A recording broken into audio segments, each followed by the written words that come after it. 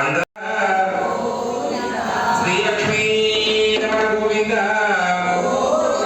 லக்ஷ்மண ரமண கோவிந்த ஸ்ரீ ஜானகி ராம கோவிந்த கோவிந்த.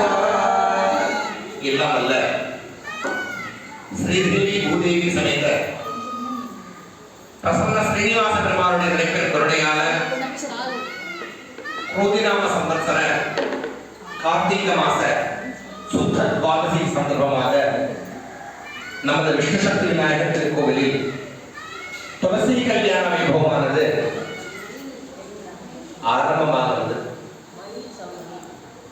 எம்பெருமானுடைய கருணையாலையும் எம்பெருமாட்டி மகாலட்சுமியினுடைய தனிப்பெரும் அருளாலையும் நாம இந்த திருக்கல்யாண வைபவத்தை குருவருடும் திருவருடும் கூட்டவித்த வண்ணமாக இறுதி ஆரம்பித்துக் கொண்டிருக்கிறோம்.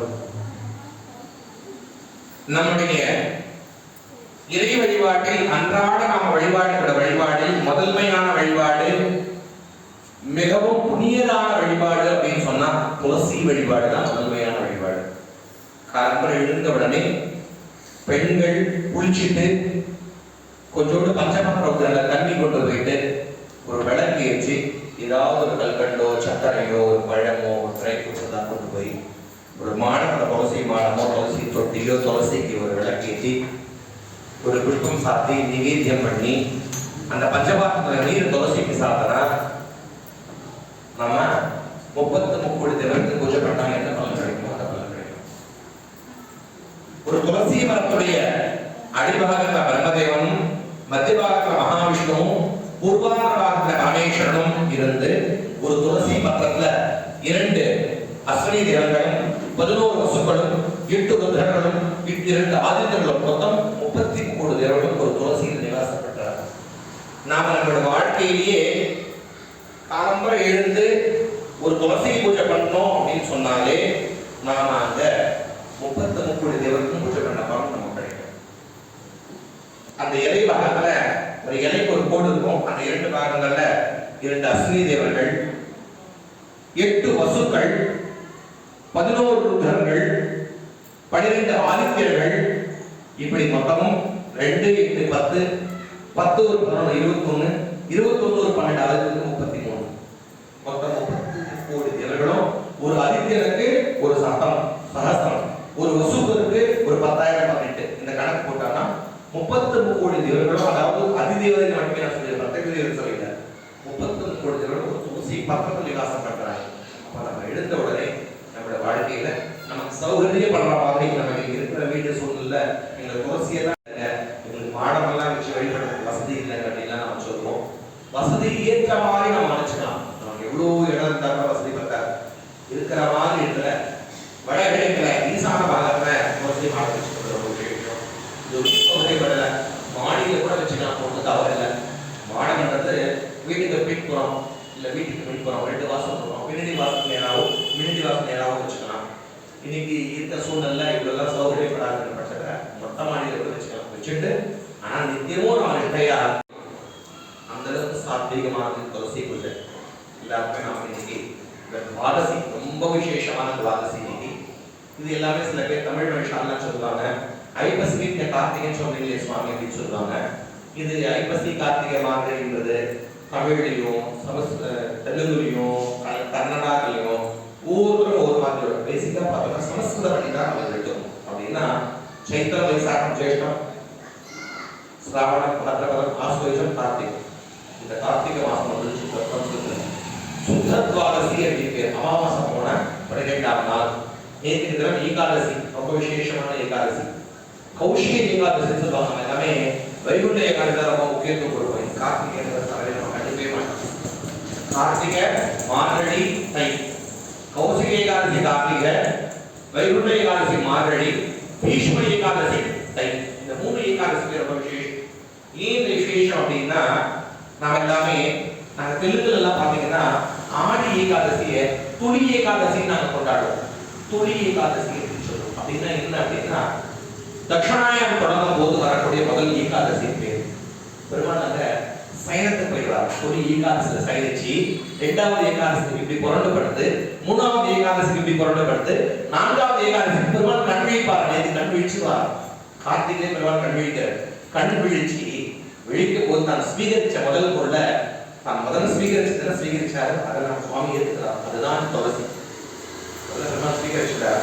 ஒரு ஏகாதசிக்கு சுவாமி சயனித்து, இரண்டாவது ஏகாதசிக்கு வலது பக்கம் புரண்டு, மூன்றாவது ஏகாதசிக்கு இடது பக்கம் புரண்டு, நான்காவது ஏகாதசிக்கு பெருமாள் நிகழ்ச்சிவார். அதான் சாதுர் மாசம் அப்படின்னு சொல்றாங்க. இந்த சாதுர் மாசம் பூர்த்தியாக நேத்தோட சாதுர் மாசம் பூர்த்தி ஆயிடுச்சு. சாதுர் அப்படின்னா 4, சதுர் அப்படின்னா சாதுர் மாசம் அப்படின்னா இந்த 4 ஏகாதசியும் சுவாமி பெருமாள் சயனிக்காக பொருட்கள் சயனிச்சு எடுத்த உடனே பெருமாள் யாரை ஸ்வீகரிக்கிறாரு? துளசியை ஸ்வீகரிக்கிறார். துளசி என்ன நீரோட்டம் உள்ளது, மீன்மையானது, முதன்மையானது, தியானம் உள்ளது அப்படின்னு ஒரு துளசி அப்படின்னா அந்த பேருக்கும் அந்த தன்மைக்கு நிறைய மகத்துவம் இருக்கு. அப்படிப்பட்ட இந்த துவாதசிய பிரபோதனி ஏகாதசி, ஏகாதசி பேரு சமஸ்கிருத பிரபோதனி ஏகாதசி, தமிழ்ல மூசிகை ஏகாதசி அப்படின்னு பேரு. இந்த பிரபோதினி ஏகாதசி முடிஞ்சு சுவாமி துவாதசி கிளம்புற துவாதசி கிளம்பவே பேரு. எப்பயுமே ஏகாதசி கிளம்புற இருக்கிறவங்க எல்லாமே சில பேர் ராத்திரிக்கு சாப்பிடுற உடம்பு சூழ்நிலை இல்லாதவங்க ராத்திரிக்கு சாப்பிடக்கூடாது. துவாதசி பாரம்பரியம் தான் சாப்பிடணும். காலம்பர சூரியோதயத்துக்கு ரெடியில சாப்பிடணும். ஏதாவது தோசை பார்த்துட்டு நெல்லி நம்ம வைகுண்ட ஏகாதசி விரதம் இருந்தா கூட துவாதசி காலம்பர நெல்லிக்காய் எல்லாம் போட்டு 21 காய் போட்டு சாம்பார் வச்சுட்டு ஒரு தொகை நெல்லிக்காய் பச்சடி, பிரண்ட பச்சடி, அவசிய பொரியல் இதெல்லாம் பெருமாளுக்கு அனுபவம் பண்ணிட்டு அவசரம் பண்ணிட்டு அதுக்கப்புறமே சாப்பிடுவாங்க. எதுக்காக அப்படி பண்றாங்க அப்படின்னா இந்த துவாதசிக்குனே ஒரு சிறப்பு உண்டு. அந்த துவாதசிக்கு சிறப்பு அப்படின்னா இந்த துவாதசியில பார்க்கட தேவர்களுக்கெல்லாம் விசேஷமானது. பார்க்கடல் இருந்து அமிர்த கலசம் தவிர நாளாக சொல்லப்படுறது துவாதசி கலசம். அப்படிப்பட்ட இந்த கார்த்திகை துவாதசி நாம் எல்லாம் உட்கார்ந்திருக்கோம். இந்த கல்யாணத்துக்கு நாம் எல்லாமே பாக்கியம் செய்திருக்கோம் அப்படின்னு நினைச்சிட்டோம். இந்த கல்யாணம் எல்லாம் ரொம்ப சிறப்பாக ஆந்திரா இல்ல கர்நாடகா மாநிலங்கள்ல கொஞ்சம் அதிகம் பண்ணுவா. பிராமண வீட்டு ஐந்தாறு வீட்டு நல்லா பண்ணணும். அவங்களுடைய பெண்களே கல்யாணம் காலம்பரையே பண்ணிடுவா. பண்ணிட்டு சுமங்களுக்கு எல்லாமே தாம்படம் கொடுப்பா. அந்த மாதிரி விசேஷம் இருக்கு. கூடார வீட்டு எல்லாம் தமிழ்நாடு எவ்வளவு விசேஷமோ இந்த துவாதசி கல்யாணம் வந்து அவங்க விசேஷம். எல்லாருமே கை கூப்பி நீங்க நான் எல்லாருமே சங்கல்பம் பண்ணிக்கலாம். நம்ம கூட இந்த பாக்கியம் கிடைக்கிற சொல்லி சங்கல்பம் பண்ணிக்கலாம். அப்படியே எல்லாருமே சொல்லுவா. மமோபார்த்த சமஸ்த துரித கியத்வார ஸ்ரீமன் ஆராதன பிரீத்யர்த்தம் மானசம் வாக்ஷிலம் பாப கர்மணஹ சமோஹோ பார்ச்சிதம் ஸ்ரீ விஷ்ணு ஸ்மரணைவ வஜோபஹதி நசம்சஜஹ திதி விஷ்ணு சதாவாரஹ நக்ஷத்ரம் விஷ்ணு ரேவஜ யோகஸ்ய கரணம் சர்வம் விஷ்ணுமஜம் ஜெகத் ஸ்ரீ கோவிந்த கோவிந்த கோவிந்தஹ அத்ய புருஷஸ்ய விஷ்ணு ராப்னேய பிரவர்த்த மானஸ்ய அத்ய பிரம்மணஹ துதிய பார்த்தே ஸ்வேத வராக கல்பே வைவஸ்வத மன்வந்தரே அஷ்டாவிகும் சதிதமே கலியுगे பிரதமே பாதே ஜம்புத்வீபே பாரதவர்ஷே பரதகண்டே மேரோஹோ दक्षिणे पार्श्वे शताब्दे अस्मिन् वर्तमाने युगहारिके प्रभवादि सस्याः संवत्सराणां मध्ये इदानीं स्वस्तिश्री मंगलहर क्रोधी नाम संवत्सरे दक्षिणायने शरदृतु तुला मासे शुक्लपक्षे द्वादश्यां शुभदितु वासरः वासरस्तुः सौम्यवासर संयुक्तायां रेवती नक्षत्र संयुक्तायां शुभ नक्षत्र शुभ योग शुभ करण शुभ लग्न शुभ होर एवं गुण सकल सद्गुण विशेषेण विशिष्टायां अस्यां वर्तमानायां अस्यां सुपतितो अस्य मम सह कुटुंब क्षेम धैर्य वीर्य विजय अभय आयु आरोग्य ऐश्वर्य अष्टलक्ष्मी कृपाकटाक्ष सिद्ध्यर्थम इष्टकाम अभिवृद्धि सिद्ध्यर्थम धर्म अर्थ काम मोक्ष चतुर्विध फलपुरुषार्थ सिद्ध्यर्थम सर्वाभीष्ट अनुग्रह सिद्ध्यर्थम श्री तुलसी नित्य निरंतर पद्मासन संस्थितां प्राप्त्यर्थम श्रीमन् नारायण प्रीत्यर्थेन सर्वाभीष्ट अनुग्रहेषु मम कुटुंब सद्विद्या सद्बुद्धि सरस्वती दक्षिणामूर्ति मेधो दक्षिणामूर्ति परिपूर्ण करुणा कृपा कटाक्षम सिद्धि प्राप्ति रस्तु एवं प्रज्ञोदित विग्रहं सुशांतं धवलं जाये वरुणं महाराजनं अस्मिन् कुम्भे सकल तीर्थाधिपतिं वरुणां ध्यायामि वरुणम् आवाहयामि वरुणाय नमः वाद्यं समर्पयामि अर्घ्यं समर्पयामि आचमनीयं समर्पयामि अन्याय नमः ॐ वं समुद्रराजाय नमः ॐ वं रत्नहर्पाय नमः ॐ वं पश्चिमानामदये नमः ॐ वं नदनदीनामदये नमः ॐ वं हिरण्यशृङ्गाय नमः ॐ वं वागीरथ्याय नमः ॐ वं समस्तवन्यधीर्तेभ्यो नमः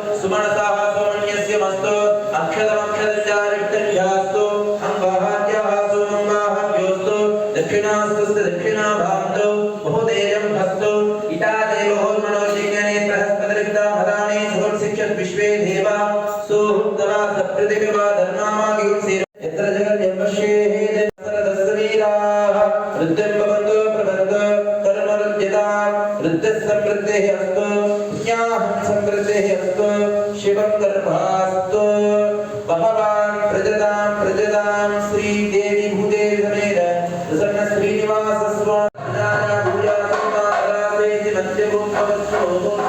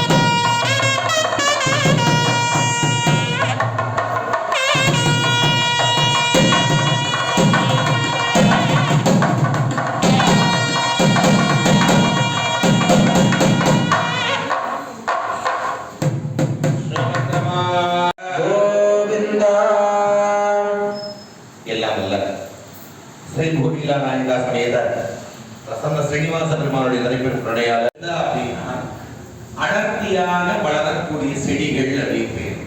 அது கொஞ்சம் அடர்த்தியாக வளரக்கூடிய ஏழு பிருந்தாவன் பேர் யாரு, யார் பிருந்தாவன் அவதரித்தாங்க, பிருந்தாவை ஸ்வீகரிச்சாரு நான் பத்தி சொல்றேன். அடர்த்தியாக வளரக்கூடிய செடிகள் அவையெல்லாம் இருக்கக்கூடியது வனம், அது பிருந்தாவனம். இந்த துவாதசிக்கே பிருந்தாவன துவாதசி அப்படின்னு சொல்றாங்க. இன்னைக்கு சாதாரணமா பிரதி மாசம் தோறும் மாசத்துக்கு ஏகாதசி வரும் துவாதசி.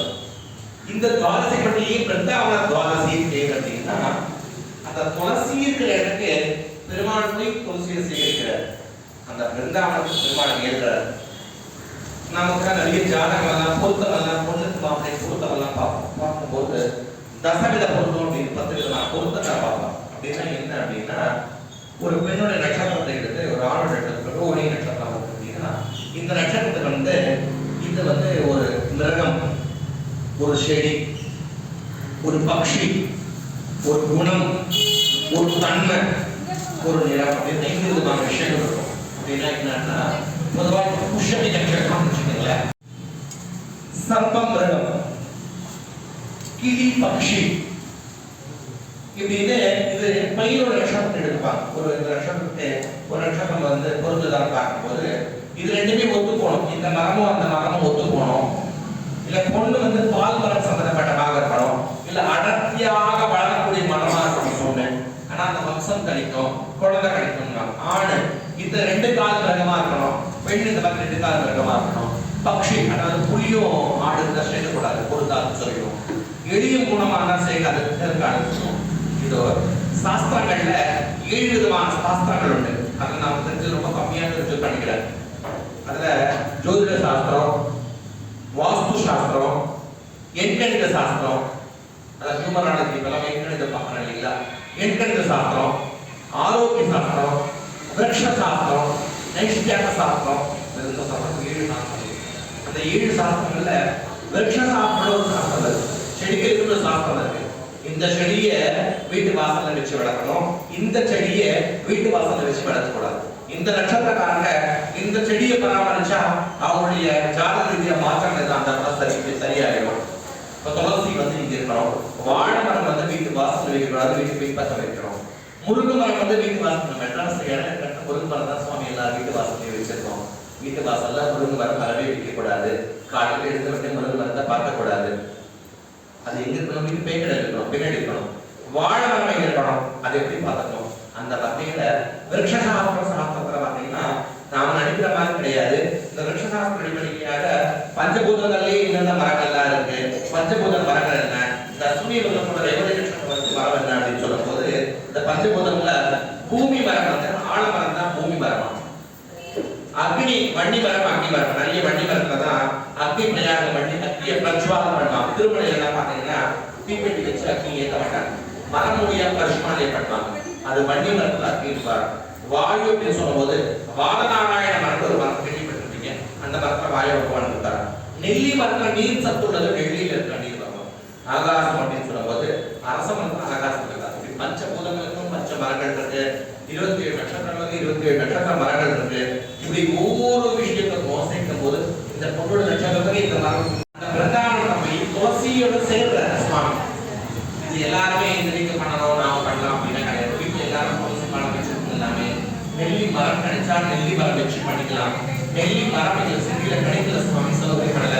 அவளோட நெல்லி கட்டை கிடைச்சா கூட அந்த தொட்டிலேயே நட்டு 2 அதான் வந்தனம் ஒரு மஞ்சள் தேவை எடுத்து 2 பிரயாக வந்தனம் பண்ணி மாலையெல்லாம் சாத்தி பட்டு வஸ்திரம்லாம் சாத்தி முக்கியமா கருகுமணி எல்லாம் சாப்பிடும்.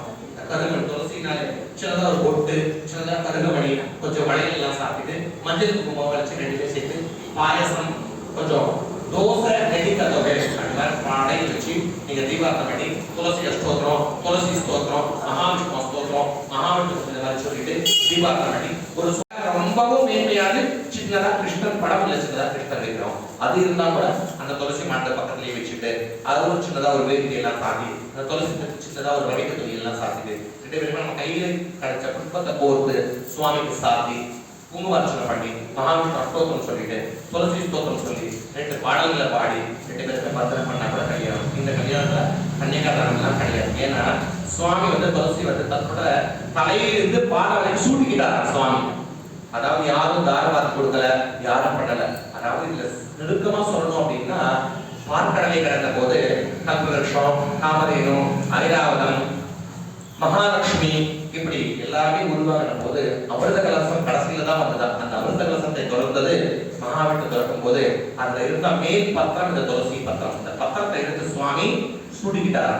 அந்த தினம்தான் இந்த பிருந்தாவன துவாதசி. அதனால இந்த கன்னிகாதானா பண்ணி தரணும்னு அவசியம் கிடையாது. எங்களுக்கு மந்திரம் எல்லாம் தெரியுது சுவாமி, அதெல்லாம் எதுவுமே தேவையில்லை. இல்ல உங்க வீட்டுல சின்னதா கிருஷ்ணர் படம் இருக்கு, பரவாயில்ல. அந்த கிருஷ்ணர் படத்தை துளசி அடியில வச்சுட்டு அவருக்கு சின்னதா மாலை எல்லாம் சாத்தி, அந்த துளசிக்கு சின்ன மாலை எல்லாம் சாத்திட்டு நீங்க வீட்லயே பண்ணிக்க முடிஞ்சா பேய் கடையில பண்ணிக்கலாம். அதாவது நீங்க உங்களுக்கு பின்னாடி இடம் இருக்கு, ஒரு மரம் இருக்கு, தோட்டம் இருக்கு, தோட்டத்துல கூட தாராளமா பண்ணலாம். இல்ல சௌகரியப்படலைன்னா வீட்டு நடுமலையில கொண்டு வந்து வச்சு கூட பண்ணிக்கலாம். இப்படி அவங்க சௌகரியத்துக்கு ஏற்ற மாதிரி கண்டிப்பா பண்ணிக்கலாம். இப்படிதான் பண்ணணும். எங்களுக்கு ஸ்லோகம் எல்லாம் தெரியல, எங்களுக்கு மந்திரம் எல்லாம் சொல்ல தெரியல, எங்களுக்கு வேதங்கள் எல்லாம் சொல்ல தெரியல, எதுவுமே தேவையில்லை. ஓம் துளசி நமஹ, ஓம் துளசி நமஹ, ஓம் துளசி நமஹான்னு 108 தடவை குங்குமார்ச்சனை பண்ணிட்டு மகாவிஷ்ணு ஓம் கிருஷ்ணாய நமஹ, ஓம் கிருஷ்ணாய நமஹான்னு 108 தடவை மகாவிஷ்ணுவை போற்றி 2 பேருக்கு மஞ்சள் தேடால கத்தி மந்திரம் பண்ணி தூபாரதெல்லாம் பண்ணி சுமங்கலிக்கு தாம்பூலம் கொடுத்தாலே நீங்க இந்த கிருஷ்ண துளசி கல்யாணம் பண்ணதுக்கு ரொம்ப மேன்மையானது. அப்படி எங்கெல்லாம் பண்றோமோ அந்த வீட்டுல எதுக்கு இந்த கிருஷ்ண துளசி பண்றோம் அப்படின்னா, துளசி கடையில அந்த துளசி இருக்கிற பூமியில கங்கை இருக்கிறதாக பொருள். நம்மளுடைய சமஸ்த பாபங்களும் அந்த கங்கையில நீராடினா எப்படி இருக்குமோ அந்த துளசியோட மண் பாகத்துல கங்காதேவி வாசம் பண்றாங்க. அப்படிப்பட்ட மகத்துவமான இந்த பிருந்தாவன துவாதசி. இதுக்கு பெருமாள் துவாதசி மட்டும் பிருந்தை அப்படின்னா அடர்த்தியாக வளரக்கூடிய செடிகள், வனமாதம் நறுமணம் உள்ளக்கூடிய வனங்கள் அப்படின்னு சொல்றது. அது இருக்கக்கூடிய இடம் வனம். பிருந்தாவன துவாதசி அப்படின்னு. இந்த துவாதசியில பெருமான வழிபட்டா வைகுண்ட ஏகாதசி வார்த்தைகள்லாம் சாப்பிட்டு தூங்காம முழிச்சுட்டு இருப்போம். ஆனா இந்த துவாதசியில எவ்வளவோ அப்படி நம்ம துளசியை வழிபடுறோம், அவ்வளவோ விசேஷம். இன்னைக்கு துவாதசி பண்ண முடியல சுவாமி, எனக்கு வீட்டுல கொஞ்சம் சௌகரியப்படல அப்படின்னா நாளைக்கு திரையோதசி, நாளைக்கு சதுர்தசி, மறுநாள் பௌர்ணமி வரைக்கும் இந்த 3 நாளைக்கு விசேஷத்தை பண்ணி சாஸ்திரத்தை ஆல்ரெடி எங்களுக்கு பண்ண முடியல. துவாதசி நாங்க வீட்டுல செய்யற எங்களுக்கு கொஞ்சம் வீட்டுக்கு தள்ளிப்பட்ட நாள்ல வந்துச்சு சுவாமி, எங்களால பண்ண முடியல அப்படின்னு நினைச்சிட்டீங்க அப்படின்னா நாளைக்கு திரையோதசி, சதுர்தசி, கார்த்திகை பௌர்ணமி வரைக்குமே இந்த 3 நாளைக்கு பண்ணிக்கலாம். சாயங்காலம் சில கோவில பண்ணுவாங்க.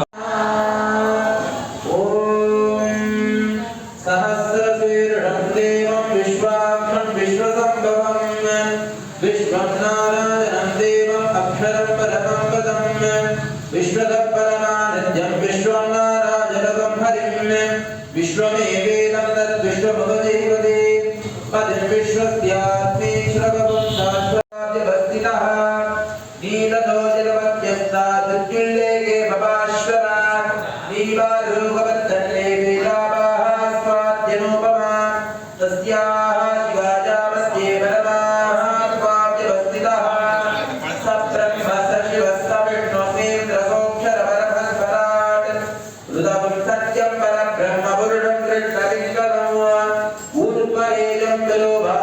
विश्वरूपाय नमो नमः।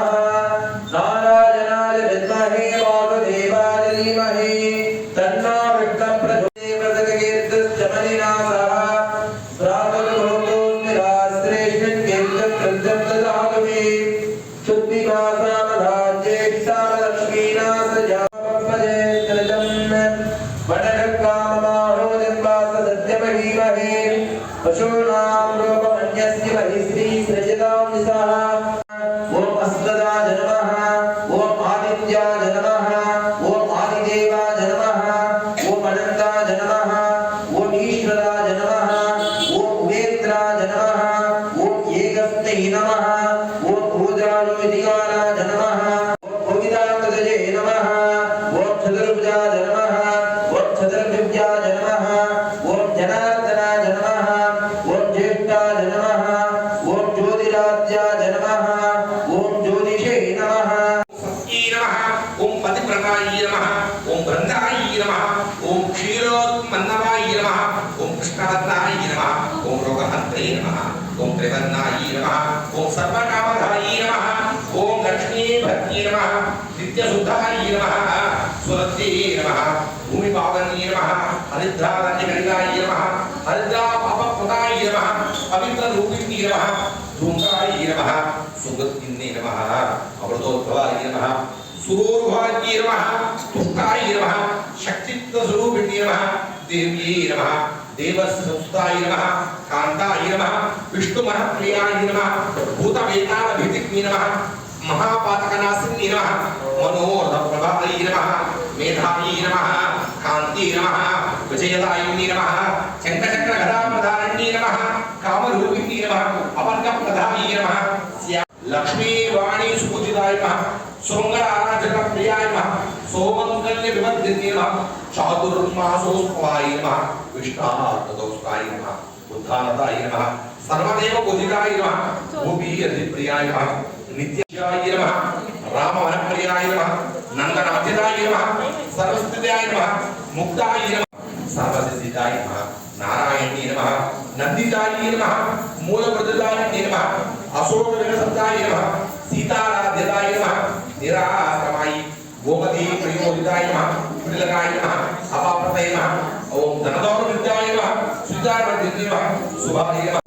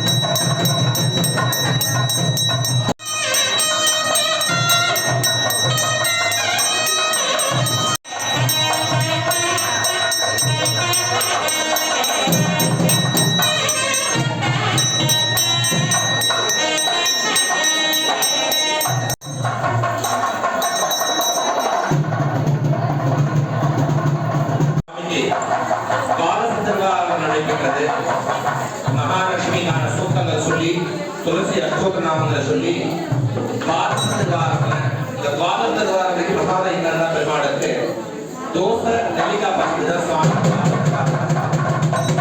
ஸ்ரீமத் பிரசாத சுவாமிக்கு படைச்சி தீபம் ஏற்றுறது ரொம்ப விசேஷம். இந்த துவாதசியில நெல்லிக்காய் தீபம் ஏற்றி சுவாமிக்கு ஆராதனை பண்ணி நெல்லிக்காவால் செய்த பச்சடி பச்சரிசி தோசை சுவாமிக்கு ஆராதனை பண்ணி முதல் தலையே அது பேர் துவாதசி தடிகை பேர் சுவாமி நம்சம் பண்ணி சுவாமி திருவாராதனை முடிஞ்சு ஒரு 10 நிமிஷம் சுவாமி நாம சங்கீர்த்தமாகி இந்த கல்யாணம் ஆரம்பமாகுது. ஸ்ரீமத்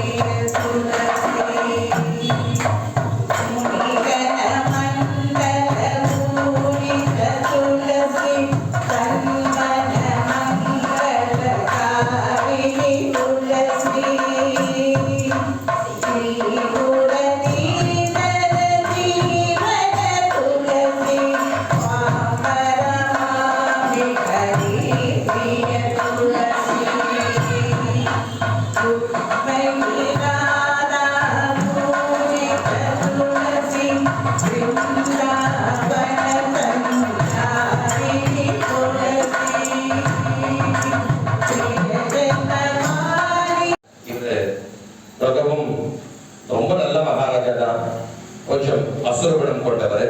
அதோடு இல்லாம இந்த மகாராஜாக்கு தனக்கு கீழே எல்லாருமே இருக்கணும் அப்படின்னு ஒரு வைராக்கியம் உள்ளவர். ஒரு தன் தலைவனாக கண்டுக்க ரொம்ப யோகியதை என்ன வேணும்னா, தான் எல்லாமாகவும் இருக்கணும்னு நினைக்கிறவா தான் தலைவர்.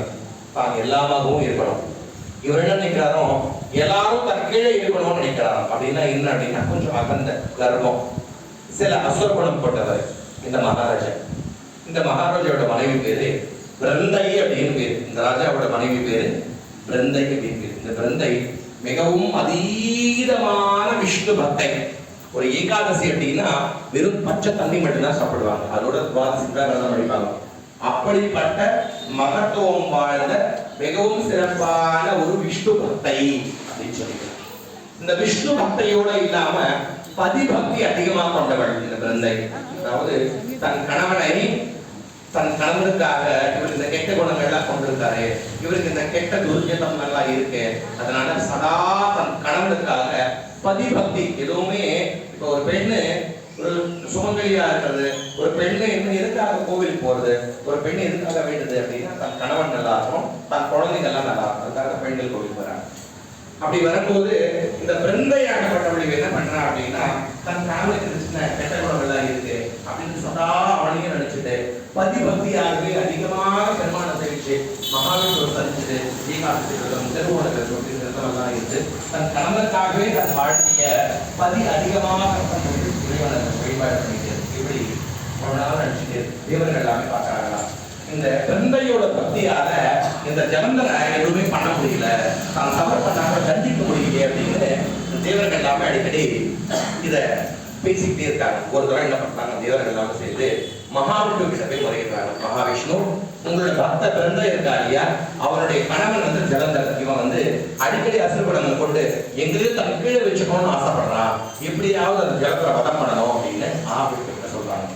அதுக்கு மகாவிஷ்ணு சொல்றாங்களா, அந்த பிரந்தை மிகச்சிறந்த விஷ்ணு பக்தையா இருக்கா, அதையும் பதிபக்தி அதிகமா கூடியிருக்கு, அந்த பதிபக்தியான அவனை கிட்ட கூட போய் யாரும் நெருங்க முடியல அப்படின்னு தேவர்கள் எல்லாமே மகாவிஷ்ணு கிட்ட முறையிடுறாங்க.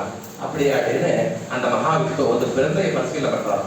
பிரந்தையை பரிசீலனை பண்ணா மிகச்சிறந்த பக்தியா இருக்கா, மிகச்சிறந்த பதிபக்தியோட வாழ்ந்து இருக்கா, அந்த பதிபக்தியால அந்த கணவனை ஒண்ணுமே பண்ண முடியல அப்படின்னு பார்க்கும்போது மகாவிஷ்ணு ஒரு மாயம் பண்றாரு. என்ன மாயம் பண்றாரா, ஒரு தரம் அந்த பிரந்தைய மயக்க வைக்கிறாரா. ஒரு கண பொழுது அப்படின்னா, ஒரு கண பொழுது அப்படின்னா ஒரு 8 அத்தியாயம் கொண்டது, அதாவது 6 மணி நேரம் 24 நிமிஷம் அந்த பிரந்தைய மயக்கடைய செய்யறார். அந்த நேரத்துல தேவர்கள் எல்லாமே ஜலந்தரை அழிச்சிடுறாங்க. ஜலந்தர் சுட்டு போகிறாங்க. அந்த மயக்கத்திலிருந்து வெளியே பிரந்தை தெளியும் போது பார்த்தா ஜலந்தர் இறந்து போறாரு. மகாவிஷ்ணு பார்த்து வருத்தப்படுறாங்க. நான் இவ்வளவு பக்தியா உன்னை சேவிக்கிறேன், இவ்வளவு பக்தியா உனக்கு கைங்கரியம் பண்றேன், என் கணவனுக்காக தான் நான் இவ்வளோலாம் பதிகாரியங்களை செய்துட்டு வரேன், என் கணவரை நீங்க அழிச்சிட்டீங்களேன்னு மகாவிஷ்ணுவை அந்த பிரந்தை சபிக்கிறாங்க. மகாவிஷ்ணுவே சபிக்கிறாங்க. என்னன்னு, நீங்களும் சில வருஷங்கள் மனைவி இல்லாம மனைவிக்காக தேடி அடையணும்னு பிரந்தை மகாவிஷ்ணு சபிக்கிறாங்க. அந்த அதை கட்டதான் ராமாவதாரத்தை சீதையை தேடி ராமன் அடைகிறார். இந்த சாபத்தை ஏற்ற ஜலந்தர் மகாவிஷ்ணு அப்படியே பாறையா உட்கார்ந்துறாரா. அந்த பாறை தான் இந்த சாத கிராமம்.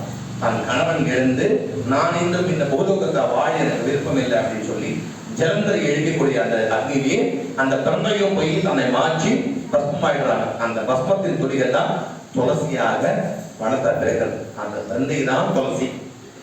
மகாவிஷ்ணு தனக்கு எல்லாரும் கேட்கிறாங்க, மகாவிஷ்ணுவை சபிச்சு அந்த சாபத்தை நீங்க ஏற்றுக்கணுமான்னா, என்னோட பக்த என்ன பக்தியாக என் பக்தை கொடுத்த சாபத்துல ஒரு மீரா மாதிரி, ஒரு ஆண்டாள் மாதிரி அந்த பிரந்தை கொடுத்த சாபத்தையும் நான் கண்டிப்பா ஏற்றுக்கிறேன் அப்படின்னு மகாவிஷ்ணு பாறையாக மாறி சாரிகிராமாக கொண்டு யமுனை கையில சாரிகிராமா என்று தோறி கல்லாக இருக்காரு சுவாமி. மறு ஒரு பிறவில அந்த பஸ்ம துளிகளாக துளசியாக பிறந்திருந்தா அந்த துளசியை நான் கண்டிப்பாக அந்த பக்திக்கு ஏற்று நான் திருமணம் செய்து கொண்டேன். இந்த கார்த்திகை மாசம் துவாதசி என்று அந்த பிரந்தையை துளசி பெருமாள் ஏற்கிறார். இதுதான் இந்த பிரந்தையோட கதை. துளசி இப்படிதான் பிறந்தாங்க. துளசி ஜலந்தரோட மகாமணியோட மனைவி. பிரந்தை அப்படின்னா துளசியோட பேரு தான், மாற்றோட பேரு தான். அந்த பிரந்தை தானை மாற்று பெருமாளை ஏற்றுக்கொண்டு இந்த துவாதசி என்று துளசியை பெருமாள் ஏற்றுக்கிறார். என்ன சுவாமிக்கு பிரீத்தின்னா, பார்க்கடல்ல பிறந்த போது ஐராவதம், காமதேனு, கல்பவருஷம், இப்படி மகாலட்சுமி, அமிர்த கலசம் பிறந்த போது பெருமாள் என்ன ஏற்றுக்கிறாரா? முதல்ல துளசியை தான் ஏற்றுக்கிறார், அதுக்கப்புறம் தான் மகாலட்சுமி ஏற்றுக்கிறார். அப்போ நித்தியமும் கிருஷ்ணர் எங்க வாசம் இருக்கிறார் அப்படின்னா, துளசி எங்கெல்லாம் இருக்கிறதோ அங்க கிருஷ்ண பரமாத்மா இருக்காரு. நம்ம துளசி வீட்டுல வச்சுக்கிட்டோம் அப்படின்னா அங்க மகாலட்சுமி மகாவிஷ்ணு பரிபூர்ணமா அங்க வாசம் பண்றாரு அப்படின்னு பொருள். அதுக்காக தான் இந்த ஜலந்தர் மகாராஜாவுடைய மனைவி பிரந்தை, அந்த பிரந்தையோட சாப விமுக்திக்காக தான் மகாவிஷ்ணு மகாலட்சுமி இந்த பிரந்தை பூர்வ துளசி எல்லாம் தோன்ற போது ஒவ்வொரு துளசியும் மகாவிஷ்ணு பாதத்துல கொண்டு போய் சேர்க்கம் போடணும் அப்படின்னு பொருட்கள் தான். துளசியை ஏகாதசி துளசியை பறிக்க கூடாது. அவசியம் வீட்டுல பூஜை பண்ற துளசியிலிருந்து துளசி இலைகள் கிள்ளி பூஜை பண்ணக்கூடாது. முக்கியமா இது ரொம்ப முக்கியமா சுமங்கலி பெண்கள் ஞாபகம் வச்சுக்கோங்க. வீட்டுல பூஜை பண்ண துளசி இலைகள் பறிக்க கூடாது. ஒரு துளசி இலை பறிச்சா 3 நாளைக்கு வச்சு பூஜை பண்ணிக்கலாம். அதாவது ஏகாதசி நாளைக்கு அப்படின்னா தசமி அன்னைக்கு பறிச்சுக்கோங்க, துவாதசிக்கு ஏகாதசி வச்சு பூஜை பண்ணுங்க. தசமிக்கும் பறிக்க கூடாது, துவாதசிக்கும் அறவே துளசி பத்திரம் பறிக்க கூடாது. வீட்டுல பூஜை பண்ற துளசியில இருந்து பத்திரம் பறிக்க கூடாது. தனியா நீங்க துளசி மாடம் போட்டு அந்த துளசியை பறிச்சுதான் பெருமாளுக்கு பூஜை பண்ணணும். ஒரு துளசியை பறிச்சா 3 நாள் வச்சு பூஜை பண்ணிக்கலாம். துளசி செடிக்கு அவசியம் தினமும் சந்தையாக பூஜை தண்ணி விடணும். நீங்க வீட்டுக்கு வெளியே சேர்ந்தா துளசி பக்கம் போகக்கூடாது, துளசியை தொடக்கூடாது. துளசி மிகவும் பாவனமானவள் இந்த பூலோகத்தில் என்ற பொருட்களை கருதி இந்த ஜலந்தர் ராஜாவுடைய கதையை கேட்டு இந்த நாம எல்லாருமே உங்க வீட்டுல துளசி இல்லைன்னா இந்த துவாதசி அன்னைக்கு துளசி வாங்கி வச்சு வீட்டை வளர்க்க ஆரம்பிச்சீங்கன்னா அந்த துவாதசி மாதிரி இந்த துளசி சுபிக்ஷமாக வளர்ந்து உங்க வீட்டுல மகாலட்சுமி செல்வ செழிப்பாக இருக்குன்னு சொல்லி இப்பொழுது திருக்கல்யாண உற்சவத்துல கல்யாணம் ஆரம்ப போறது. நாம சொல்லிட்டு உங்களுடைய வீட்டுல ஏதாவது துளசி கல்யாண வீட்டுல என்ன நடக்குதுன்னா எந்த விதமான ஏமா பயம் இல்லாதது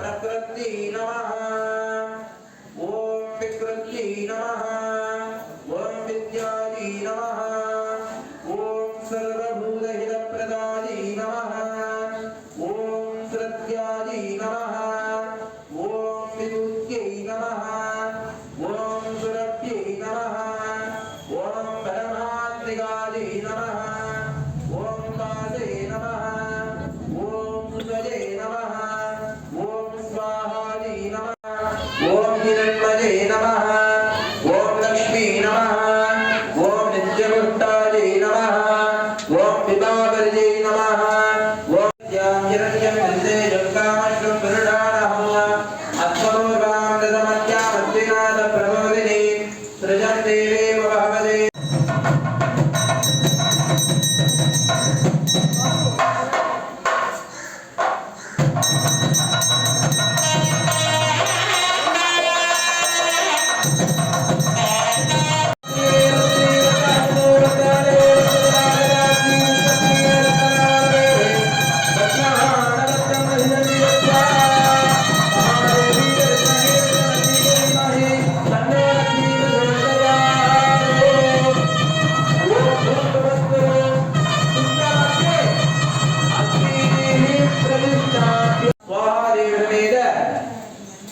எல்லோருக்குமே மாங்கல்யம் வரும். யாரும் ஆசீர்வாதம் பண்ணக்கூடாது. போட்டு நமஸ்காரம் பண்ணிக்கோங்க. நமஸ்காரம் பண்ணிட்டு உங்களுக்கு என்ன வேண்டுதல் இருக்கோ உங்க குழந்தைங்க திருமண தடை, முக்கியமா கல்யாண தடை ஏதா இருந்தாலும் சரி, நோய் தாக்கத்து ஏதா இருந்தாலும் சரி, இதெல்லாம் நிவர்த்தி ஆகணும்னா துளசி பூஜை பண்ணா ரொம்ப விசேஷம். அது தோற்று நீங்க எல்லாரும் மனசான பிரார்த்தனை பண்ணிக்கோங்க. யாரும் ஆசீர்வாதம் பண்ணக்கூடாது, அற்புதம் எடுக்கக்கூடாது. எல்லாருமே துளசி நமஸ்காரம் பண்ணிக்கோங்க. मध्ये इंद्राय नमः अग्नये नमः मे नमः कुबेराय नमः ईशानाय नमः मध्ये परिसरमादाय पूर्वे ब्रह्मणे नमः पश्चिमे विष्णवे नमः दक्षिणे रुद्राय नमः उत्तरे ईश्वराय नमः ओम अधिदे नमः स्वाहा अनुपदे नमः स्वाहा सरस्वते नमः स्वाहा यत्पुरुषेण अभिधाः देवा यज्ञमदन्तता वसन्तो हस्त्या सीताद्योः कृष्ण यज्ञसरस्वते स्वाहा सत्तास्या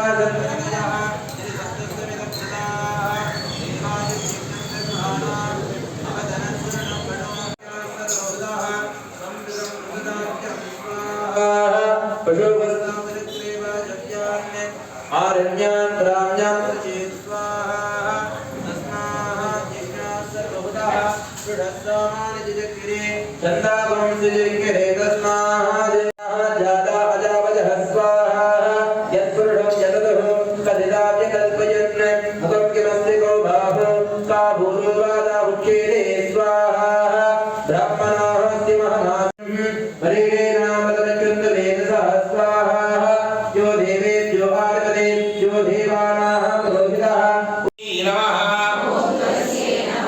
ओम तुलसी नमः ओम तुलसी नमः ओम तुलसी नमः ओम तुलसी नमः ओम तुलसी नमः ओम तुलसी नमः ओम तुलसी नमः ओम तुलसी नमः ओम तुलसी नमः ओम तुलसी नमः ओम तुलसी नमः पूर्णाहुति कालः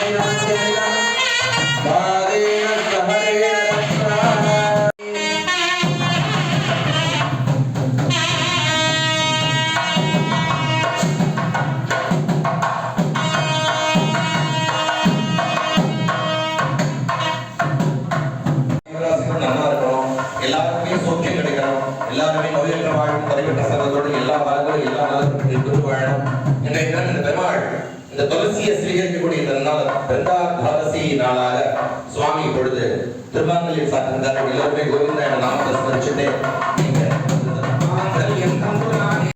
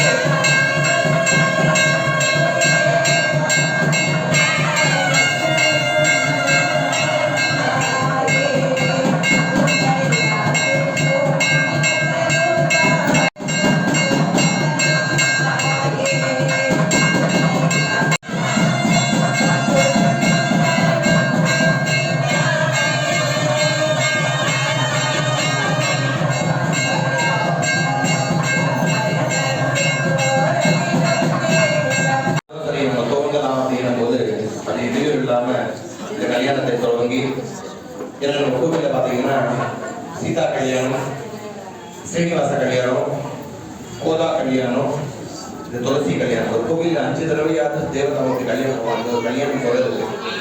அந்த பெருமாள் இதாக ஏற்பாடு பண்ணணும். ஏன்னா தாயார் தனியா இருந்தா தாயாரோட பங்குனி ஊக்கத்தை சேர்த்தி கல்யாணம் சொல்லுவாங்க. அது பெருமா கோயில வழக்கம், அந்த சேர்த்தி கல்யாணம். இப்பொழுதுக்கு இந்த கோவில்ல இந்த வருஷத்தோறும் இந்த கார்த்திகை துவாதசி, பிருந்தாவன துவாதசி பேர் நிறைய பேர் தமிழ்காரங்களா கேட்காதீங்க. என்ன சுவாமி ஐப்பசி மாசம் தான் இருக்க, நீங்க கார்த்திகன்னு சொல்றீங்கன்னு சொல்லக்கூடாது. சமஸ்கிருதப்படி கார்த்திகை தொடங்கி 12 நாள் ஆயிடுச்சு. இந்த கார்த்திகை சுத்த துவாதசி தான். அடுத்த வருகின்ற 4 சோமவாரங்களையும் சிவகாமி நடராஜருக்கு முதல் சோமவாரம் சங்காபிஷேகம், 2வது சோமவாரம் சுவாமிக்கு 1008 விளக்கு சகஸ்ர தீபம் ஏற்றி நாட்டியாத்திரை ஏற்பாடு பண்ணியிருக்காங்க. 3வது சோமவாரம் சுவாமிக்கு ஏகாதசி ருத்ராபிஷேகம், 4வது சோமவாரம் சுவாமிக்கு சகஸ்ர வில்வதள பத்ரார்ச்சனைன்னு 4 சோமவாரம் சாயங்காலம் பூஜைகள் நடைபெற உள்ளது. இதுக்கு உபயதான தேவை. சங்காபிஷேகம் பண்ண விருப்பம் உள்ளவங்க கூட நீங்க தெரியப்படுத்தலாம். 2வது வாரம் சுவாமிக்கு 1008 விளக்கால சுவாமிக்கு தீபம் ஏற்றி சோமவாரம் விளக்கு பூஜை இருக்கு. మొదటి వారం సంఘాభిషేకము, 2వ వారం స్వామికి సహస్ర దీపోత్సవము, 1000 దీపాలు అంటే సహస్రం దాటి కోటికి దగ్గర వెళ్ళే సహస్ర దీపోత్సవము, 3వ వారం స్వామికి ఏకాదశి రుద్రాభిషేకము, 4వ వారము 4వ సోమవారము స్వామికి సహస్ర బిల్వదళ పత్రార్చన అని పేరు. స్వామికి ఇట్లా సహస్ర దీపాలు జరుగుతుంది. కావున మీకు ఉభయం ఏదైనా కార్తీక సోమవారం పూజ చేయడం వాళ్ళు మీరు ఆలయ నిర్వహణ శాస్త్రం కూర్చున్నాం. అమ్మవారికి స్వామికి అద్భుతమయ్యే ఆలం శుద్ధి, స్వామికి అందరూ దీపాలు అందరూ మానవాయ నమః, కేశవాయ నమః, శ్రీధరాయ నమః, దామోదరాయ నమః, ఉత్తరాయ రుద్రాయ నమః, సంకర్షణ ప్రద్యుమ్నాయ నమః, నారసింహాయ నమః, శ్రీకృష్ణాయ నమః, తులసీ నమః, గంధాయ నమః, గంధాన వాసిని నమః, సర్వ దోష నివారణి, సర్వ పాప నివారణి, మహాలక్ష్మి స్వరూపిణి, విష్ణు వక్షస్థ వాసిని, భూలోక దేవీ నమః, భూలోక సర్వపాపహరిణి, ஸ்ரீ துளசி தேவி நமோ நமः. நீங்க ஏதாவது இந்த சுவாமி கைங்கரியத்துக்கு மொழியாக கைங்கரியம் செய்து உள்ளவங்க இந்த சமர்ப்பணம்னா சுவாமியோட பாதத்தில் சேர்த்துவோம். நீங்க சாத்தமராங்களா? மாமி சாத்தமரா மங்களம் சாத்தமராங்க. சிக்ரம் சர்காரே வந்தனை சேவித்தே பொன்றாவரே பொன்றுபுரே ஆய் தெக்கமே கொன்னா போக்கே தேரே நீ கொன்றே கண்ணை கொல்லாமல் போகாதே இத்தை பரிவல்வான் அன்றுதான் கோவிந்தா எத்தைக்கும் ஏழே ஜெயிக்கும் உந்தனோடே உற்றோமையாவும் உனக்கே நாம் ஆசைவோம்